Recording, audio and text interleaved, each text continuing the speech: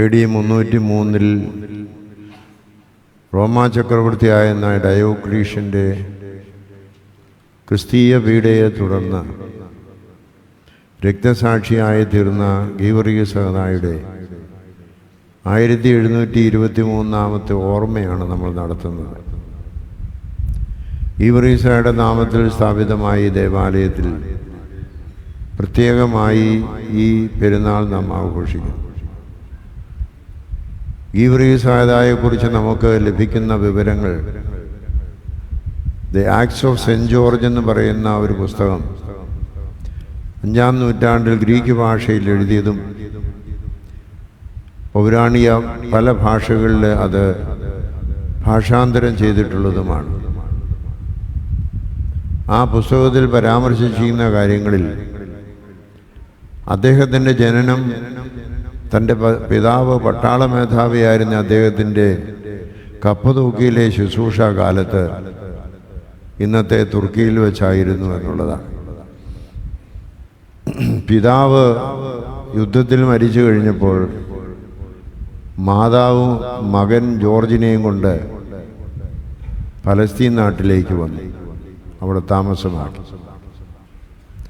ക്രിസ്തീയ വിശ്വാസത്തിലുള്ള ഒരു കുടുംബമായിരുന്നതുകൊണ്ട് ഗീവർഗീസ് തൻ്റെ ബാല്യകാലത്തിൽ ശരിയായിരിക്കുന്ന ക്രിസ്തീയ അനുഷ്ഠാനങ്ങളിൽ വ്യാപൃതനായി.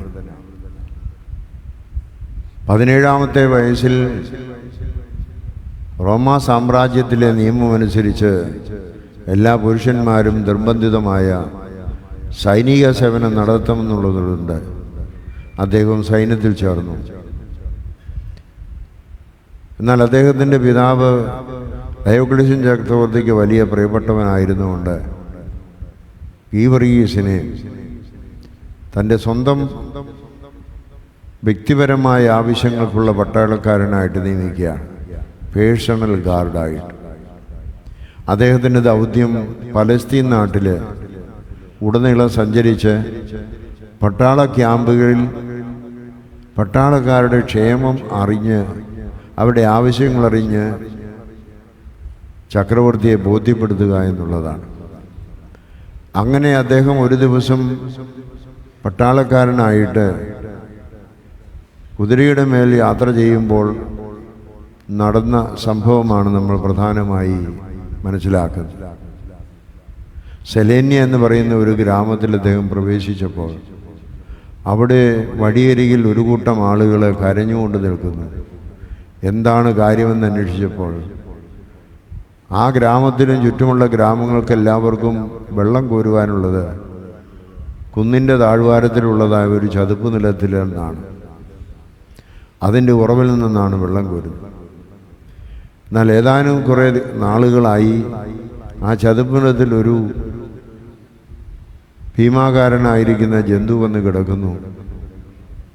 അത് വലിയ ശരീരമുള്ളതാണ്, ആമയുടെ തോട് പോലെയുള്ള പുറ ആവരണം അതിനുണ്ട്, കൈകളും കാലുകളുമെല്ലാം ചെറുതാണ്, ആമ നീങ്ങുന്നത് പോലെയാണ് നീങ്ങുന്നത്. എന്നാൽ അതിന് ഇര പിടിക്കാനുള്ളതായിരിക്കുന്ന ഒരു രീതി, അതിൻ്റെ വായ് തുറന്ന് വിഷവാതകം ഉച്ഛ്വസിച്ച് മനുഷ്യരാണേലും മൃഗമാണേലും അതിനെയൊക്കെ ബോധം കെടുത്തി നിലത്ത് വീണ് അതിനെ വിഴുങ്ങുക എന്നുള്ളത്. ഒരു പ്രാവശ്യം അത് വിഴുങ്ങിക്കഴിഞ്ഞാൽ പിന്നെ 10-15 ദിവസത്തേക്ക് അതിന് ഭക്ഷണം വേണ്ട. അത് മാളത്തിൽ ഒളിക്കുകയാണ്, ഗുഹയിൽ ഒളിക്കുക. വെള്ളം കോരാൻ പോയ പലർക്കും ഇതിൻ്റെ അപകടങ്ങളുണ്ടായതുകൊണ്ട് അവർ തീരുമാനിച്ചു, ഈ മൃഗത്തെ 15 ദിവസത്തേക്കെങ്കിലും മാറ്റി നിർത്താൻ കഴിയുമല്ലോ, അതുകൊണ്ട് അവർ വളർത്തു മൃഗങ്ങളെ ഓരോന്നായിട്ട് എറിഞ്ഞു കൊടുത്തു. അങ്ങനെ വളർത്തു മൃഗങ്ങളെല്ലാം തീർന്നു കഴിഞ്ഞപ്പോൾ വേറെ മാർഗമില്ല. ആ ചുറ്റുമുള്ള 3-4 കുന്നുകളിൽ താമസിക്കുന്ന ഗ്രാമങ്ങൾക്ക് വെള്ളമെടുക്കാനുള്ളൊരു സ്ഥലമാണ്.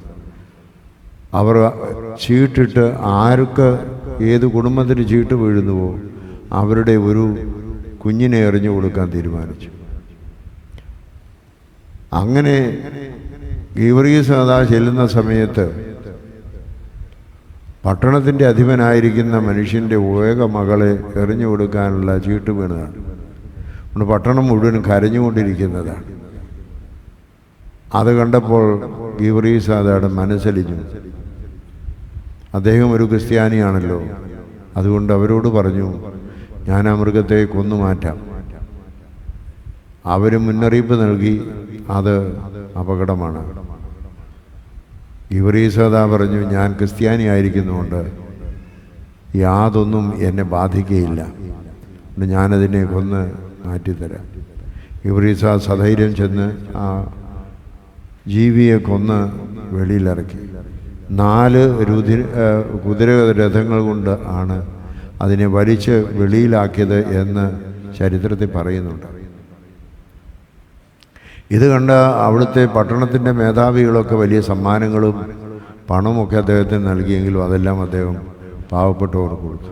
അവരോട് പറഞ്ഞു, നിങ്ങളും ഇതുപോലെ ഉള്ള കൃപ ശക്തി ലഭിക്കണമെന്നുണ്ടെങ്കിൽ ക്രിസ്ത്യാനികളാകണം. അവരെല്ലാവരും ക്രിസ്ത്യാനികളായി. ആ 4 ഗ്രാമങ്ങളിൽ നിന്നായിട്ട് ഏതാണ്ട് 15,000-ഓളം പേര് ക്രിസ്ത്യാനികളായിട്ടാണ് ചരിത്രത്തിൽ പറയുന്നത്. ക്രിസ്ത്യാനികൾ അധികമായി കഴിഞ്ഞപ്പോൾ അവിടെയുള്ളതായ ക്ഷേത്രത്തിലേക്ക്, ആകാശശക്തികളെ ആരാധിക്കുന്ന ഒരു ക്ഷേത്രം അവിടെയുണ്ട്, ആ ക്ഷേത്രത്തിലേക്ക് ആളുകൾ പോകാതായി. ക്രിസ്തീയമായ പ്രാർത്ഥനയും വേദപുസ്തക വായനയും അങ്ങനെയൊക്കെയുള്ളതായ കാര്യങ്ങളിൽ ഗീവറീസാദ പഠിപ്പിച്ചതനുസരിച്ച് അദ്ദേഹത്തിൻ്റെ മാതാപിതാക്കളിൽ നിന്ന് ലഭിച്ചതായ ആ വലിയ മാർഗത്തിൽ അവർ നടത്തി. അതിൻ്റെ ഫലമായിട്ട് ക്ഷേത്രപാലകനായിരുന്ന ദേദ്യാനോസ് എന്ന് പറയുന്നയാൾ, അദ്ദേഹത്തിൻ്റെ ഭാര്യ അലക്സാന്ദ്രിയ, രണ്ടുപേരും രാജാക്കന്മാരെന്നാണ് പറയുന്നത്. ദേദ്യാനോസ് അവിടെയുള്ള റോമ പട്ടാള മേധാവിയായിരുന്ന ഗാലേറിയസിൻ്റെ അടുക്കൽ ചെന്ന് പറഞ്ഞു, ഞങ്ങളുടെ ക്ഷേത്രത്തിലെ ആരാധന നിലച്ചു, ഗീവറീസാണ് കാരണക്കാരൻ, അദ്ദേഹം ക്രിസ്ത്യാനിയായി, ജനങ്ങളെല്ലാം ക്രിസ്ത്യാനികളായിക്കൊണ്ടിരിക്കുന്നു. ഡയോക്ലീഷ്യൻ ചക്രവർത്തിയുടെ അടുത്ത് ഗാലേറിയസ് പറഞ്ഞപ്പോൾ ചക്രവർത്തി പറഞ്ഞു, അവൻ എനിക്ക് വളരെ പ്രിയപ്പെട്ട ഒരു പട്ടാളക്കാരനാണ്, അവനെ കൊല്ലരുത്, പകരം പീഡനം നടത്തിയിട്ട് വിശ്വാസം തള്ളിപ്പറയിക്കാൻ പറയും. അങ്ങനെ ദേദ്യാനോസ് പട്ടാളത്തോടുകൂടെ അദ്ദേഹത്തെ തടവിലാക്കി അനേകം പീഡനങ്ങൾ കൊടുത്തു. അത് ഒന്നിനു പുറകെ ഒന്നായിട്ട് 7.5 വർഷക്കാലത്തോളം അദ്ദേഹത്തെ പീഡിപ്പിച്ചു. തലകീഴായി കെട്ടിത്തൂക്കിയിട്ട് അടിച്ചു. വിശ്വാസം വിശ്വാസം തള്ളിപ്പറഞ്ഞില്ല. പിന്നീട് ചുട്ടുപഴുത്ത കമ്പി ഇരുമ്പ് തകിടിന്മേൽ കിടത്തി. അദ്ദേഹത്തിനൊരു ദോഷവും ഉണ്ടായില്ല. ഇത് ഓരോ പീഡനങ്ങളും അതിജീവിക്കുമ്പോൾ കൂടുതൽ പേര് ക്രിസ്ത്യാനികളായി തീരുകയാണ്. മാരകമായ വിഷം കുടിക്കാൻ കൊടുത്തു, ഒരു ദോഷവും ഉണ്ടായില്ല. രഥത്തിൻ്റെ ചക്രത്തിന്മേൽ അദ്ദേഹത്തിൻ്റെ കാല് കെട്ടിയിട്ട് രഥം ഓടിക്കാൻ നോക്കി, പക്ഷേ രഥം നിശ്ചലമായിരുന്നു. അവസാനമായിട്ട് അദ്ദേഹത്തെ ഈയമുരുക്കിയിട്ട് അതിനകത്ത് നിർത്തി. പക്ഷെ അദ്ദേഹത്തിൻ്റെ ഒരു ദോഷവും സംഭവിച്ചില്ല. ഇതൊക്കെ 6-7 വർഷങ്ങൾക്കുള്ളിൽ നടത്തുന്നതാണ്. അവസാനം ദേദ്യാനോസ് പറഞ്ഞു, നീ ഞങ്ങളുടെ ക്ഷേത്രത്തിൽ വന്ന് ക്ഷേത്രത്തെ നോക്കി ഒന്ന് ആരാധിച്ചാൽ മതി, എന്നെ വെറുതെ വിട്ടേക്കാമെന്ന്. ഗീവറീസ് അതിന് സമ്മതിച്ചു. ചങ്ങല കൊണ്ട് ബന്ധിക്കപ്പെട്ടവനായിട്ട് ക്ഷേത്രത്തിന് മുമ്പായി ചെന്ന് നിന്ന് സ്വർഗത്തിലേക്ക് നോക്കി യേശു ക്രിസ്തുവിനോട് പ്രാർത്ഥിച്ചു. അതോടുകൂടെ ഉയരത്തിൽ നിന്നുള്ളതായിരിക്കുന്ന അഗ്നി ഇറങ്ങി ആ ക്ഷേത്രവും അതിനുള്ള ആളുകളെയെല്ലാം നശിപ്പിച്ചു. ഇത് കണ്ട ദേദ്യാനോസിൻ്റെ ഭാര്യ അലക്സാണ്ട്ര, ഞാനും ക്രിസ്ത്യാനിയാകുകയാണെന്ന് പറഞ്ഞു. ദേദ്യാനോസ് അപ്പോൾ അരിശം കൊണ്ടിട്ട് തൻ്റെ ഭാര്യയെ വെട്ടിക്കൊന്നു. ഡയോക്ലീഷ്യൻ പറഞ്ഞിട്ടുണ്ടെങ്കിലും അതെല്ലാം മറന്നുകൊണ്ട് ഗീവറീസാദായും വെട്ടിക്കൊന്നു. അതോടുകൂടി ആ പ്രദേശം മുഴുവനും തീയിറങ്ങി ചാമ്പലായി എന്നുള്ളതാണ് ചരിത്രം. ഗീവറീസാദ ഇത് മാത്രമല്ല, ഈ ഒരു സംഭവം മാത്രമല്ല നിർവഹിച്ചിട്ടുള്ളത്. അദ്ദേഹം ഒരു വിധവയുടെ മകനെ സൗഖ്യമാക്കിയതും ബാലികയെ സൗഖ്യമാക്കിയതും ഉണങ്ങിയ മരക്കൊമ്പിൽ നിന്ന് പുഷ്പങ്ങൾ ഉൽപ്പാദിപ്പിച്ചു. അങ്ങനെ അനേക അത്ഭുതങ്ങൾ ആ പുസ്തകത്തിൽ പറയുന്നുണ്ട്. ഗീവറീസാദയുടെ ഈ വലിയ സന്ദേശം നമുക്ക് നൽകുന്നത് എന്താണ്? ഒന്നാമത്, നമ്മെ നേരിടുന്നതായ ഏത് പരീക്ഷകളെയും അതിജീവിക്കുവാൻ പ്രാർത്ഥനയാണ് വലിയ ആയുധം. പ്രാർത്ഥനയില്ലാതെ ജീവിക്കാനൊക്കെയില്ല. വളരെ തിരക്ക് പിടിച്ച ജീവിതമാണ് നമുക്കിന്നുള്ളത്. രാവിലെയും ഉച്ചയ്ക്കും വൈകിട്ടും പ്രാർത്ഥിക്കാനോ വേദപുസ്തകം വായിക്കാനോ പല ഭവനങ്ങളിലും അതിനുള്ള സൗകര്യങ്ങൾ അല്ലെങ്കിൽ അതിനുള്ള ക്രമീകരണങ്ങൾ ചെയ്യുന്നില്ല. അതുകൊണ്ട് പരീക്ഷകളും പരിശോധനകളും നമുക്ക് അധികമായി വരുന്നതിനെ അതിജീവിക്കുവാൻ നമുക്ക് സാധ്യമല്ലാതെ വിഷമത്തിലും പ്രയാസത്തിലും ജീവിക്കാം. അദ്ദേഹം പറയുന്നത് അതാണ്. ആത്മീയമായ അഭ്യാസമുണ്ടെങ്കിൽ മാത്രമേ ശാരീരികമായ പരീക്ഷണങ്ങളെ നേരിടുവാനും, മാനസികവും ശാരീരികവുമായ പരീക്ഷണങ്ങളെ നേരിടണമെന്നുണ്ടെങ്കിൽ ആത്മീയമായ അഭ്യാസം വേണം. നോമ്പ് വേണം, ഉപവാസം വേണം, പ്രാർത്ഥന വേണം, വേദപുസ്തക വായന വേണം. ഇതാണ് അദ്ദേഹം ആദ്യമായി നമുക്ക് നൽകുന്നതായ സന്ദേശം. രണ്ടാമത് അദ്ദേഹം നൽകുന്നത് കരയുന്നവരോട് കരയാനുള്ളതായ സഹാനുഭൂതിയുടെ അനുഭവം നമുക്ക് വേണം. പട്ടാളക്കാരനായി വന്ന അദ്ദേഹത്തിന് പട്ടാള ക്യാമ്പിലേക്ക് പോകുന്നയാളിനെ ഇവിടെ ആളുകൾ വഴിയരിയിൽ കരഞ്ഞുകൊണ്ടിരിക്കുന്ന നോക്കേണ്ട ആവശ്യമൊന്നുമില്ല. പക്ഷേ മറ്റുള്ളവർ കരയുന്നു കണ്ടപ്പോൾ ഒരു ക്രിസ്തീയമായിരിക്കുന്ന മനസ്സ് അദ്ദേഹത്തിനുണ്ട്. നിങ്ങളുടെ സ്വർഗസ്ഥനായ പിതാവ് മനസ്സല്യമുള്ളവനാകുന്ന പോലെ നിങ്ങൾ മനസ്സല്യമുള്ളവനാകുകയെന്ന് യേശുക്രിസ്തു തന്നെ ലൂക്കോസിൻ്റെ സുവിശേഷം 6-ാം അധ്യായം 36-ാം വായിക്കുന്നു പറഞ്ഞതായിട്ട്. അങ്ങനെ മനസ്സല്യമുള്ളവനായതുകൊണ്ട് അവർക്ക് വേണ്ടി പ്രവർത്തിച്ചു. നമുക്ക് നൽകുന്നതായ സന്ദേശം, ലോകത്തിൽ നമുക്ക് ചുറ്റുമായ ആളുകൾ പ്രയാസത്തിലും കഷ്ടതയിലും ദുഃഖത്തിലും പ്രയാസത്തിലുമുണ്ട്.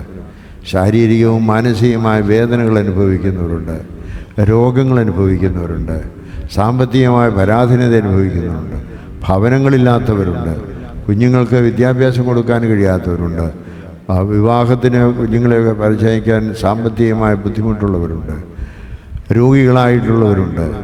ഇങ്ങനെയുള്ളവരെ ആശ്വസിപ്പിക്കുവാനും അവരുടെ കാര്യനിവർത്തിക്ക് സഹാനുഭൂതിയുള്ളവരായി തീരുവാനും നമുക്ക് കഴിയണം. കരയുന്നവരോട് കരയുവാൻ നമുക്ക് കഴിയുന്ന സഹാനുഭൂതിയുടെ മനസ്സ് നമുക്കുണ്ടാവണമെന്നുള്ളതാണ് അദ്ദേഹം പഠിപ്പിക്കുന്നത്. മൂന്നാമതായി അദ്ദേഹം നമ്മൾ പഠിപ്പിക്കുന്നത്, യേശുക്രിസ്തുവിന് വേണ്ടി ഈ ലോകത്തിൽ നാം കഷ്ടത അനുഭവിക്കുന്നത് വെറുതെയല്ല, സ്വർഗീയ കിരീടത്തെ പ്രതീക്ഷിച്ചുകൊണ്ടാണ്. പരീക്ഷ സഹിക്കുന്ന മനുഷ്യൻ ഭാഗ്യവാൻ. അവൻ കൊള്ളാകുന്നവനായി തെളിഞ്ഞാൽ കർത്താവ് തന്നെ സ്നേഹിക്കുന്നവർക്ക് വാഗ്ദത്തം ചെയ്ത ജീവകിരീടം പ്രാപിക്കുമെന്ന് വിശുദ്ധ യാക്കോബ് ശ്ലീഹായുടെ ലേഖനം 1-ാം അധ്യായം 12-ാം വാക്യത്തിൽ നമ്മൾ വായിക്കുന്നുണ്ട്. ദൈവം നമുക്ക് നൽകുന്ന കിരീടം ദൈവികമായ മാർഗത്തിൽ ദൈവികമായ രീതിയിൽ ജീവിക്കുമ്പോൾ നമുക്ക് നേരിടുന്നതായ കഷ്ടതകളെയും ദുഃഖങ്ങളെയും ഒക്കെ സന്തോഷത്തോടെ നേരിടുമ്പോഴാണ്. രോഗം വരാൻ നമുക്ക് ആർക്കും ആഗ്രഹമില്ല, അപകടം വരാൻ ആഗ്രഹമില്ല, അപമാനമോ അപഹാസ്യമോ വരാൻ നമുക്ക് ആഗ്രഹമില്ല. പക്ഷേ ഇതൊക്കെ ജീവിതത്തിൽ വരും. നമ്മുടേതല്ലാത്തതായ കാരണത്തിൽ അതൊക്കെ വരുന്ന സമയത്ത് യാക്കോബ് ശ്ലീഹാ പറയുന്നതായ കാര്യം നമ്മൾ ഓർക്കണം. സഹോദരന്മാരെ, നിങ്ങൾ വിവിധ പരീക്ഷകൾ ഏർപ്പെടുമ്പോൾ നിങ്ങളുടെ വിശ്വാസത്തിൻ്റെ പരിശോധന വിലയേറിയതെന്ന് എണ്ണി അതാശേഷം സന്തോഷമെന്നെണ്ണുകയും. പരീക്ഷകൾ നമുക്ക് വരുന്നത് നമ്മെ കൊല്ലുവാനല്ല, നമുക്ക് വരുന്നതായ hard testings, it is not to break us but to bend us towards God. നമ്മെ ഒടിച്ചു കളയാനല്ല ദൈവം ആഗ്രഹിക്കുന്നു, നമ്മെ ദൈവത്തെങ്കിലേക്ക് വളയ്ക്കുവാൻ ആണ് ആ അപകടങ്ങളും അല്ലെങ്കിൽ ആ രോഗങ്ങളും കഷ്ടതകളും പ്രയാസങ്ങളും വരുന്നതെന്ന് ഓർത്തു. പക്ഷേ ഈ കഷ്ടതകളും പ്രയാസങ്ങളും നമ്മൾ സധൈര്യം സന്തോഷത്തോടെ നേരിടുന്നതായ സമയത്ത് പൗലോസ് ശ്ലീഹാ പറയുന്ന പോലെ, ഞാൻ നല്ല പോർ പൊരുതു, ഓട്ടം തികച്ചു, വിശ്വാസം കാത്തു, നീതിയുടെ കിരീടം എനിക്കായി ഇവിടെ ചോദിച്ചിരിക്കും. ആ നീതിയുള്ള ന്യായാധിപതിയെ 4 ദിവസം ഞാൻ പ്രാപിക്കും. എനിക്ക് മാത്രമല്ല, അവനിൽ പ്രിയം വെച്ച ഏവർക്കും കൂടി. ആ സ്വർഗീയമായ കിരീടത്തെ നേരിൽ കണ്ടവരാണ് സെബസ്ത്യാകുളത്തിൽ ശൈത്യമുള്ള അതിശൈത്യമുള്ളതായ കുളത്തിലേക്ക് ക്രിസ്ത്യാനികളാണെന്നുള്ളതിൻ്റെ പേരിൽ എറിയപ്പെട്ടതായ സഹോദരന്മാർ കണ്ടത്. ആ കിരീടം പ്രാപിക്കാൻ നമുക്ക് സാധിക്കുന്നതായ കാര്യമാണ്. ജീവിതത്തിൽ മരണത്തെ ഭയപ്പെടേണ്ട, രോഗമോ ദുഃഖമോ അപകടമോ ഉണ്ടായി മരണമുണ്ടായാൽ നാം അതിനെ ഭയപ്പെടേണ്ട. കാരണം മരണത്തിനപ്പുറമായിട്ട് നമ്മുടേതല്ലാത്ത കാരണത്താൽ നാം അനുഭവിക്കുന്നതായ എല്ലാ കഷ്ടതകൾക്കും കർത്താവ് ഒരു ജീവകിരീടം നമുക്ക് കൈവച്ചിട്ടുണ്ട്. ആ ജീവകിരീടത്തിൽ പ്രത്യാശയെ നമുക്ക് മുന്നോട്ട് പോകാൻ സാധിക്കണം. ആ പ്രത്യാശയാണ് നമുക്ക് വലുത്. കഷ്ടത സഹിഷ്ണുതയും, സഹിഷ്ണുത സിദ്ധതയും, സിദ്ധത പ്രത്യാശ ഉളവാക്കുന്നു പറഞ്ഞ് കഷ്ടത്തിൽ ഞാൻ പ്രശംസിക്കുന്നുവെന്നാണ് പരിശുദ്ധനായ പൗലോസ് റോമാലേഖനം 5-ാം അധ്യായം 3-ാം വാക്യത്തിൽ ഓർപ്പിക്കുന്നു. അതുകൊണ്ട് മറ്റുള്ളവരോട് കരുണയുള്ളവരാകുവാൻ, മനസ്സലിയുള്ളവരാകുവാൻ, പ്രാർത്ഥനയിലും നോമ്പിലും ഉപവാസത്തിലും നമ്മെ നേരിടുന്ന പരീക്ഷകൾ അതിജീവിക്കുവാൻ, കഷ്ടതകളും പ്രയാസങ്ങളും നമുക്ക് സ്വർഗീയ കിരീടം നൽകുന്നവരാണെന്നുള്ളത് ഓർത്തുകൊണ്ട് മരണത്തെ ധൈര്യമായി നേരിടുവാൻ ദൈവത്തിൻ്റെ കൃപ നമുക്കുണ്ടാവട്ടെ.